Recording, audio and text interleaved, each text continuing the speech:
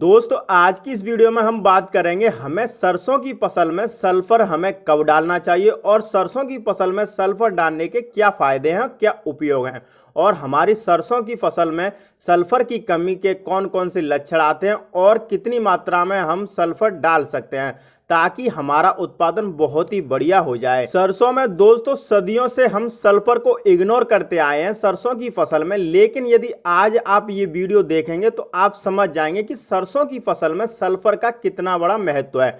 हमारे उत्पादन को बढ़ाने के लिए यदि बात करें सल्फर की किसान साथियों, तो डीएपी, यूरिया और पोटास के बाद सल्फर चौथा सबसे महत्वपूर्ण पोषक तत्व है हमारे खेत के लिए। पर अधिकांश किसान भाई हमारे ध्यान नहीं देते हैं, जिसके फलस्वरूप सल्फर की कमी से हमारी सरसों की फसल प्रभावित होती है और हमें उतना बढ़िया उत्पादन नहीं मिल पाता है। किसान साथियों, यदि आप हमारे वीडियो पर पहली बार आए हैं तो कृपया करके चैनल को सब्सक्राइब कर लें, पास वाले बेल आइकन घंटे को प्रेस कर लें ताकि अगली व इंपोर्टेंट वीडियो का नोटिफिकेशन मिल जाए। तो चलिए शुरू करते हैं। किसान भाइयों, सबसे पहले बात करते हैं सरसों की फसल में वह कौन से लक्षण आते हैं जिनको पहचान कर हम पता लगा सकते हैं कि हमारे सरसों की फसल में किस पोषक तत्व की कमी है। सबसे पहले लक्षण किसान भाइयों की जो पत्तियों का आकार होता है वह छोटा हो जाता है। तो यदि आपके सरसों की पत्तियों का आकार छोटा है तो समझ लीजिए कि हमें सल्फर की कमी है।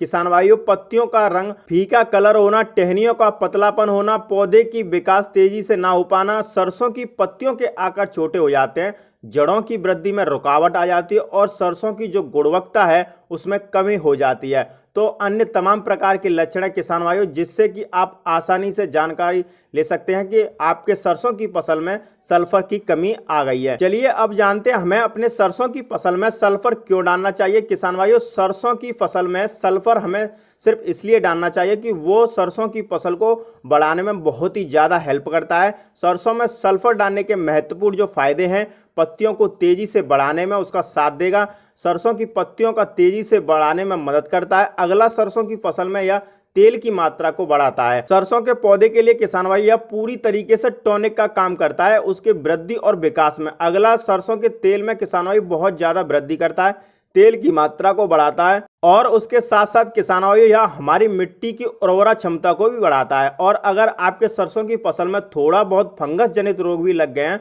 तो उनको भी वह पूरी तरीके से काबू कर लेता है। तो किसान भाइयों, इसके बारे बहुत सारे फायदे हैं। डालने के लिए आगे बढ़ते हैं और जान लेते हैं कि हमें कब डालना चाहिए, अपने सरसों की फसल में सल्फर का प्रयोग कब करना चाहिए, हमें कब अपनी सरसों की फसल में सल्फर डालना चाहिए। किसान भाइयों, सबसे पहले तो सबसे अच्छा सरसों की बुआई पर ही आप सल्फर का प्रयोग कर लें, कोई दिक्कत नहीं होगी। पहली सिंचाई करते हुए किसान भाइयों, ये जो फूल आने से थोड़े दिन पहले आप अपने सरसों में हल्की सिंचाई करते हैं और ध्यान रखें कि किसान भाइयों उसमें ज़्यादा सिंचाई, जल भराव ज़्यादा ना रहे, उसमें आप सल्फर का प्रयोग कर सकते हैं। किसान भाइयों, सरसों में हल्की सिंचाई करने के बाद आप सरसों में सल्फर का उपयोग कर सकते हैं। चलिए बात करते हैं कितनी मात्रा डालनी है, आपको कौन सा वाला डालना है। चलिए जानते हैं कितनी मात्रा में सल्फर आपको प्रयोग करनी है। किसान भाइयों, यह तीनों फॉर्म में आती है, पहली दानेदार, दूसरा लिक्विड, तीसरा पाउडर फॉर्म में।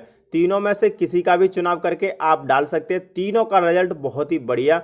अगर हम बात करें लिक्विड सल्फर की भाइयों, तो आप 500 ml लेकर प्रति एकड़ डाल सकते हैं। इसका खर्चा बहुत ही कम है, मात्र 130 से 150 रुपए के अंदर आपको मिल जाएगी। यह बहुत ही बढ़िया आपको, और ये इस समय इसको डालने में आपको आसानी भी होगी। दूसरा, दानेदार का भी उपयोग कर सकते हैं आप, उसका छिड़काव भी कर सकते हैं अपने सरसों की फसल में, यहाँ भी बहुत ही बढ़िया रिजल्ट देगी। तो इसमें किसी का भी चुनाव करके आप अपने खेत में सल्फर लगा सकते हैं, वो किसी भी माध्यम से जाए, यहाँ पर आपको बहुत ही बढ़िया लाभ देगी। इसका रिजल्ट आपको भविष्य में जरूर मिलेगा और सल्फर के प्रयोग से बहुत ही शानदार पैदावार देखने को मिलेगी। तो दोस्तों, आज का वीडियो आपको कैसा लगा कमेंट करके हमें जरूर बताएं। वीडियो पसंद आई हो तो वीडियो को लाइक करें, चैनल पर यदि आप नए हैं तो सब्सक्राइब करना ना भूलें।